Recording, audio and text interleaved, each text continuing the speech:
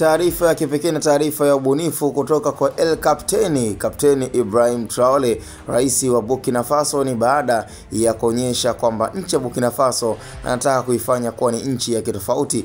Kwanza ni taarifa kubwa na breaking news kutoka kwa maisha ambayo tayari yanaanza kubadilika katika nchi ya Burkina Faso. Uwezi ukaamini, Rais Ibrahim Traore ameweza kufunga CCTV kamera katika nchi yote ya Burkina Faso, yani katika yale maeneo ya msingi ya miundombinu. Basi amejaribu kwa 100% kuhakikisha kabisa kwamba anafunga kamera. Kwa hiyo kama kutakuwa na changamoto ama pia kutakuwa na taarifa tofauti ama kutakuwa na changamoto zinazojitokeza katika nchi ya Burkina Faso, basi inakuwa ni rahisi. Kwanza amehakikisha kwamba kwenye swala zima la ulinzi analiweka bayana na kuliweka sawa. Ni swala ambalo tayari alishakulizungumzia kwamba katika kitu anachotaka kuja kukiwini katika nchi ya Burkina Faso ni kuhakikisha kwamba usalama unakuwa ni wa kutosha. Kwa hiyo kama kutakuwa na changamoto zinazojitokeza kuanzia asubuhi, mchana mpaka usiku katika miundombinu na sehemu tofauti, zile sehemu za msingi kama maeneo ya barabarani na maeneo ya masoko, basi amehakikisha kwamba ameweza kufunga CCTV kamera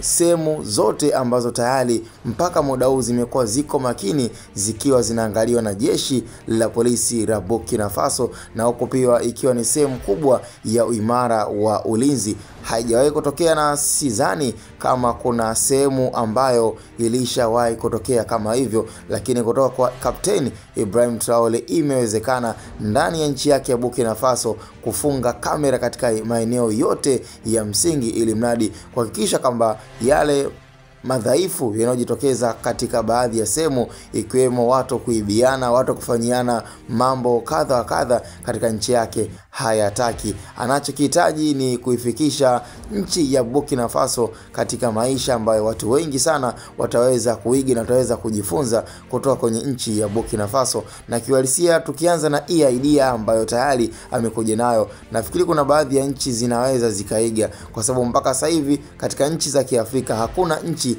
iliyowahi kufanya kitu kama hicho cha kuweza kufunga kamera katika maeneo ya msingi, ikiwemo kwenye maeneo ya barabara na sehemu tofauti ambazo bila shaka kwanza ni gharama, lakini pia inataka maandalizi ya kutosha na umakini wa kutosha, na pia ni moja ya teknolojia ya kitofauti ambayo tayari Kapteni Ibrahim Traore amekuja nayo katika nchi yake ya Burkina Faso.